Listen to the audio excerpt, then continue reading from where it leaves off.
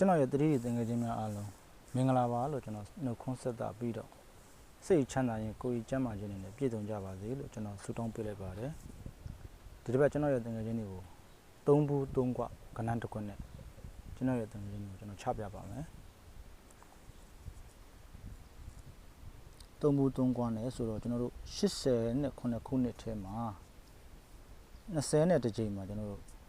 266ဆိုတော့ကဏ္ဍပရိတ်လေးဆိုတဲ့ကဏ္ဍပုံသေး266ဆိုတဲ့ပရိတ်လေးဆိုတော့ကဏ္ဍ80နဲ့ခုနှစ်က20နဲ့တစ်ကြိမ်မှာ266ဆိုတော့ပရိတ်လေးဆိုတော့ပုံသေးကဏ္ဍရဲ့တပွဲကျော်မှာကျွန်တော်4ရက်နဲ့ကနှစ်ထိလို့ကျွန်တော်တို့ဒီမှာနှစ်3ခုမှာပုံသေးရိုက်ခဲ့ပါတယ်အဲ့ပုံသေးရိုက်ပြီးတာနဲ့နှစ်ထိရဲ့ညာဘက်ဆောင်မှာကျွန်တော်3ညာခါလို့လည်းပုံသေးထပ်ထည့်ပါတယ်အဲ့ဒီပုံသေး3ညာခါကြောင့်88ခုနှစ်ဦးမှာ450ဆိုပြီးတော့3ညရဲ့ပါဝါ9ခါရိုက်ခဲ့ပါတယ်အဲ့9ခါရိုက်ခဲ့တဲ့နှစ်ထဲမှာကျွန်တော်တို့တစ်အလဲတိုင်းတော့ကဏ္ဍတစ်ကွက်316ဆိုတော့ကဏ္ဍဒီ89ခုနှစ်ထဲမှာတစ်အလဲတိုင်းနဲ့ပဲကျွန်တော်တို့613ဆိုပြီးလိုက်ထွက်ပါတယ်တစ်အလဲတိုင်းနဲ့6လိုက်ထွက်ခဲ့တဲ့613နှစ်ထဲမှာပဲ6ထိပ်3ဘိန်းနဲ့6ထိပ်3ဘိန်းနဲ့ခါစီဒီ10ခွက်ကဏ္ဍ10ခွက်ဆိုင်ဒီ9ရက်နဲ့က3နောက်ဘိန်းနဲ့6ထိပ်3ဘိန်းနဲ့ကဏ္ဍတစ်ခွက်လည်းလိုက်ထွက်ပါတယ်အဲ့လိုလိုက်ထွက်ပြီးတာနဲ့သူ့ရဲ့နောက်တစ်နှစ်ထဲမှာ3ဘူး3ကွာစီတစ်ခွက်သေးပဲထွက်ရမှာပါ3ဘူး3ကွာတစ်ခွက်သေးပဲထွက်ပါတယ်အဲ့တစ်ခွက်သေးသောကဏ္ဍ3ဘူး3ကွာရဲ့ဇောင်းမှာကျွန်တော်တို့ဘူပရိလို့ဇောင်းထောက်ပြီးတော့3ဘူး3ကွာရိုက်ပါတယ်ဒီဘူပရိကတော့ကျွန်တော်တို့ဘူပရိ1ပရိ2ပရိပေါ့ဗျာစီနီယံခံပြီးရိုက်မှာပါဒီဘူပရိရဲ့ဇောင်းမှာ3ဘူး3ကွာလို့ရိုက်ပြီးတာ ਨੇ အဲ့3ဘူး3ကွာရဲ့အောက်မှာ9ခါဖြစ်ခဲ့သည့်အတွက်နှလုံး9လို့3ဘူး3ကွာရိုက်ပြီးတာ ਨੇ နှလုံး9လို့ခံခဲ့ပါတယ်နှလုံး9ခံခဲ့သည့်ဒီ3ဘူး3ကွာကြောင့်အဲ့3ဘူး3ကွာစီကျွန်တော်ဒီမှာခွန်ထိပ်လို့ရိုက်ခဲ့တဲ့နှစ်ထဲမှာအဲ့ဒီခွန်ထိပ်ဒီကျွန်တော်ဒီမှာ4ရဲ့နှစ်ခါနှစ်ထိပ်လို့ဒီ4ပရိ266 4ပရိရဲ့တပွဲကြော်မှာနှစ်ထိပ်လို့ပုံတွေထောက်လို့မနှစ်ရဲ့ပါဝါကျွန်တော်တို့91ခုနှစ်နှစ်ဦးမှာခွန်ထိပ်လို့ကျွန်တော်ထည့်ခဲ့တယ်အဲ့ခွန်ထိပ်လို့ထည့်ခဲ့တဲ့နှစ်ထဲမှာ3ဘူး3ကွာနဲ့တကွက်ထဲသောကဏ္ဍ333လို့ရိုက်ပါတယ်သူဘယ်ချိန်ရိုက်တာတုံးလို့ပြောရင်ကျွန်တော်တို့မှောက်ရပေါင်းရင်9တပွဲကျော်မှာ3ညာခါနဲ့1နောက်ပဲနဲ့1သူ့ရဲ့အောက်မှာခွန်ထိပ်ကြောင့်ခွန်ပရိလို့ကျွန်တော်ဒီမှာ890မှာထည့်ခဲ့ပါတယ်အဲ့ဒီ890မှာခွန်ပရိလို့ထည့်ပြီးရတယ်တစ်ချိန်တစ်ချိန်3ချိန်4ချိန်ဆင်းတယ်ခွန်နောက်ပရိလို့ပုံတွေထပ်ထည့်ခဲ့ပါတယ်အဲ့ပုံတွေထောက်ပြီးတာနဲ့သူ့ရဲ့ညာပဲမြင်းကုန်တစ်ချိန်တစ်ချိန်3ချိန်မှာ3ဆိုတော့တကွက်သေးသောကဏ္ဍကိုကျွန်တော်ရိုက်ခဲ့ပါတယ်အဲ့ဆိုရင်ကျွန်တော်တို့ဒုတိယတကက်ကကျွန်တော်တို့2016ခုနှစ်20နဲ့တစ်ချိန်မှာ383ဆိုပြီး4ပရိရိုက်ပါတယ်အဲ့4ပရိရဲ့တဘောကျော်မှာ4ရဲ့နှစ်ခါနှစ်ထိပ်လို့ပုံတွေထောက်ပြီးတော့နှစ်ထိပ်ရဲ့ညာဘက်သုံးမှာ3.35မှာ3ညခါလို့တွင်းခဲ့သည့်အတွက်3ညရဲ့ပါဝါ2019ခုနှစ်နှစ်ဦးတစ်ချိန်မှာ3ညရဲ့ပါဝါ9ခါလို့ထည့်ခဲ့ပါတယ်9ခါလို့ထည့်ခဲ့တဲ့နှစ်ထဲမှာပဲ1ခါ1အလဲတိုင်းတော့ကဏ္ဍတစ်ခွက်သည်2018ခုနှစ်မှာ1အလဲတိုင်းနဲ့ပဲကျွန်တော်တို့လိုက်ထွက်ခဲ့ပါတယ်1အလဲတိုင်းနဲ့လိုက်ထွက်ခဲ့တဲ့နှစ်ထဲမှာပဲကျွန်တော်တို့6ထိပ်3ဘိန်းနဲ့ခါစီဒီကဏ္ဍတစ်ခွက်လိုက်ထွက်ပါတယ်ဒီ3နောက်ဘိတ်ကြောင့်ခါစီဒီ6ထိပ်3ဘိတ်ထွက်ခဲ့သည့်3နောက်ဘိတ်ကြောင့်2019ခုနှစ်ထဲမှာ3အပူ3ကွာနဲ့ကဏ္ဍတစ်ခွက်ထဲပဲထွက်မှာပါဟိုဘက်မှာတော့ကျွန်တော်တို့3ညပရိတ်ထောက်ပြီးတော့3ဘူး3ကွာထွက်တယ်ဒီမှာကျွန်တော်တို့ကျတော့3ည38ဆိုပြီးတော့1ပရိတ်ထောက်ပြီးတော့3ဘူး3ကွာထွက်ပါတယ်3ဘူး3ကွာထွက်ပြီးတာနဲ့9ခါကြောင့်နှလုံး9လို့3နှစ်လေးမှာနှလုံး9ခံခဲ့ပါပြီဒီ3ဘူး3ကွာကြောင့်ဒီမှာကျွန်တော်တို့ခွန်ထိပ်လို့ရိုက်ပြန်ပြီ2020မှာကျွန်တော်တို့2016ခုနှစ်23ချိန်တုန်းကနှစ်ထိပ်ကြောင့်ဒီနှစ်ထိပ်ကြောင့်နှစ်ရပါဝါကျွန်တော်တို့ဒီမှာခွန်ထိပ်လို့ထည့်ခဲ့သည့်နှစ်ထဲမှာပဲ333ဆိုတော့ကဏ္ဍတစ်ခွက်သေးပဲထွက်ပါတယ်အဲ့333ဆိုတော့ကဏ္ဍဘာကြောင့်အဲ့နဲ့ထွက်တာတုံးဆိုကျွန်တော်တို့ဒီမှာ3ထိပ်8ခါ8နောက်ပဲမှောက်ရပေါင်းရင်9တပွဲကျော်မှာ6ခါ9ဘိန်းနဲ့ပေါင်းရင်ပုံသေး1 6ခါ 9နောက်ပိတ်ရဲ့ပေါင်1ပုံသေးရဲ့အောက်မှာခွန်ပရိလို့လည်းပုံသေးရိုက်ပါတယ်အဲ့ခွန်ပရိကနေတစ်ချိန်2ချိန်3ချိန်4ချိန်ဆင်းတာနဲ့ခွန်နောက်ပိတ်လို့တွင်းပြီးတာနဲ့အဲ့ခွန်နောက်ပိတ်ကနေသူ့ရဲ့ညာဘက်မြင်းကုန်1နှစ်2နှစ်3နှစ်မှာ3 3 3ဆိုတော့တကွက်ထဲသောကဏ္ဍကိုပဲထွက်ပါတယ်အဲ့ဆိုကျွန်တော်တို့နှစ်မှာ2021ခုနှစ်20နဲ့တစ်ချိန်မှာခွန်6တဲဆိုတော့4ပြိအဲ့4ပြိရဲ့တပွဲကျော်မှာ4ရက်နဲ့ကနှစ်ထိပ်လို့ပုံသေးထောက်ပြီးတာနဲ့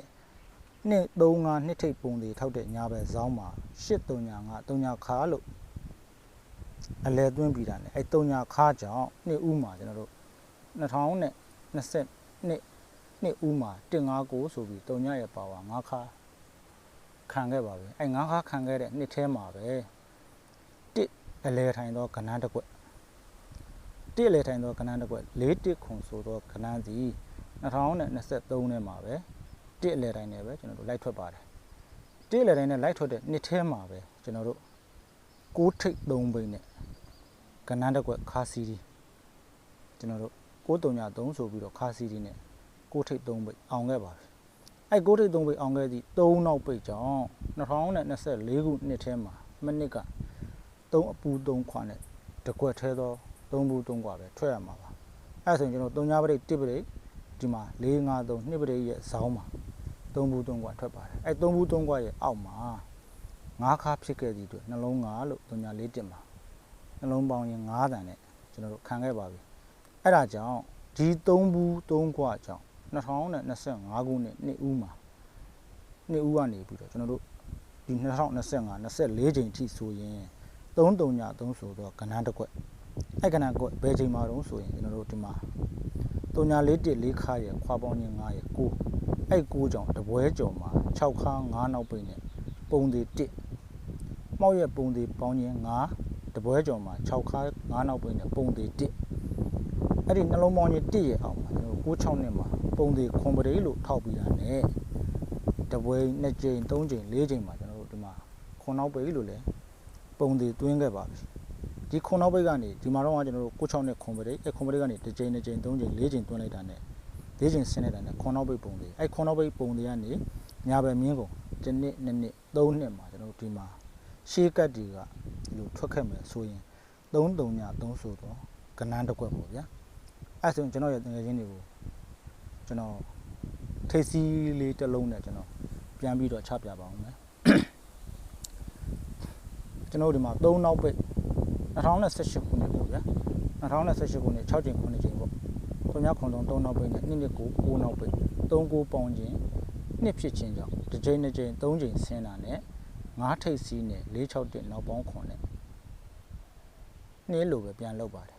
အဲ့လိုနှင်းလိုလုပ်ပြီးတာနဲ့တစ်ချိန်2ချိန်3ချိန်4ချိန်ဆင်းတာနဲ့နှစ်8 6နှစ်ထိပ်ရယ်3 9တက်3ထိပ်ရယ်သူ့ရဲ့ညာဘက်အောက်ဆုံးကခွန်90ခွန်ထိပ်ရယ်နှစ်3ခွန်ထိပ်စီး3လုံးပေါင်းခြင်းနှင်းလို့ကျွန်တော်တို့ချုပ်ပါတယ်အဲ့ဒါဆိုရင်ကျွန်တော်ဒုတိယတက်ကတ်ကကျွန်တော်2020မှာ9ချိန်10ချိန်3ည9 5 9နောက်ပိတ်နဲ့9 6ခွန်နောက်ပိတ်9နောက်ပိတ်ခွန်နောက်ပိတ်ပေါင်းခြင်းနှစ်အဲ့နှစ်ကြောင့်တစ်ချိန်2ချိန်3ချိန်ဆင်း9ထိပ်နဲ့9တက်ခွန်9ထိပ်နဲ့ခွန်နဲ့9နောက်ပေါင်းခွန်နဲ့ပေါင်းခြင်းနှစ်အဲ့ဒီနှစ်ကြောင့်တစ်ချိန်2ချိန်3ချိန်4ချိန်ပြန်ဆင်းတော့3နောက်ပိတ်ရယ်3ထိပ်စီရယ်3 3နှစ်3ထိပ်စီရယ်ခွန်3ည3ခွန်ထိပ်ရယ်သူ့ရဲ့ညာဘက်အောက်ဆုံးက2023က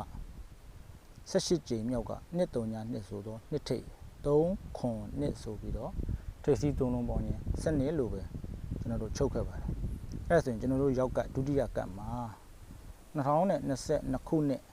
12ကြိမ်13ကြိမ်မှာ4တစ်ခွန်ခွန်နောက်ပိတ်နဲ့4 3ည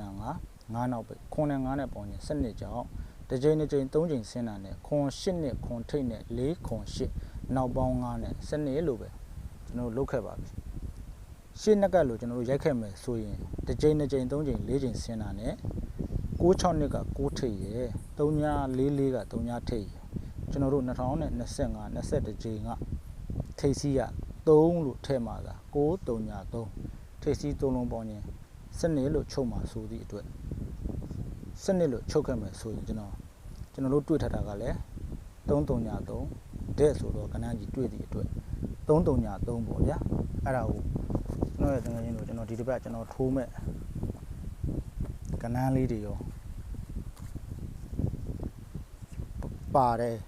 ပါတယ်ဆိုတော့ကျွန်တော်တို့311ကျွန်တော်မူကနန်းတင်ထားသည့်အတွက်311R ရယ်ဒီတစ်ပတ်ကျွန်တော်ထိုးမှာကတော့333တဲ့ကိုပဲကျွန်တော်ပူအောမှာပါဒါပေမဲ့ဟောဒီ339ဆိုတော့ကနန်းလေကျွန်တော်ရဲ့တကယ်ချင်းများမထိုးပဲမနေကြပါနဲ့အဲ့ဒီကောင်လည်းဒီကနန်းလည်း2 site 3 site လောက်ကျွန်တော်စီမှာရှိပါတယ်ဒီ339ဆိုတော့ကနန်းကကျွန်တော်တို့သူ့ရဲ့ခေါ်ပင်တွေ898လို့ထွက်ခဲ့ပါတယ်အဲ့ဒါကြောင့်မို့လို့သူလဲကနန်းတစ်ပေါက်အနေနဲ့တော်တော်ကိုအန်ရများတဲ့ကနန်းပါတော်တော်လေးလည်းကောင်းပါတယ်အဲ339ဆိုတော့ကနန်းအဲကြောင့်ကျွန်တော်ရဲ့တငယ်ချင်းများအားလုံးဒီ333ကိုလည်းဒက်တင်ပြီးတော့အားပါပေါ့ဗျာဒါမဲ့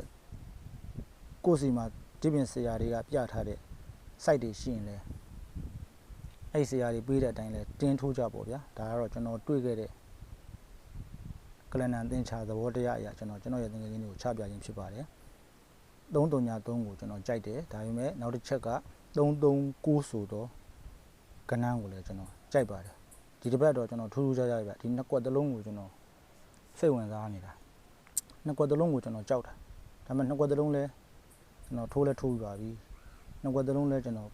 ပတ်လဲနှစ်ကွက်တစ်လုံးကိုကျွန်တော်ထိုးထားတာအဲကြောင့်ကျွန်တော်ရဲ့တငယ်ချင်းများအားလုံးကိုထိုးတဲ့ကဏ္ဍတိုင်းပေါက်ကြပြီးတော့ဒုက္ခမှန်သမျှအကုန်ငြိမ်းကြပါစေဗျာ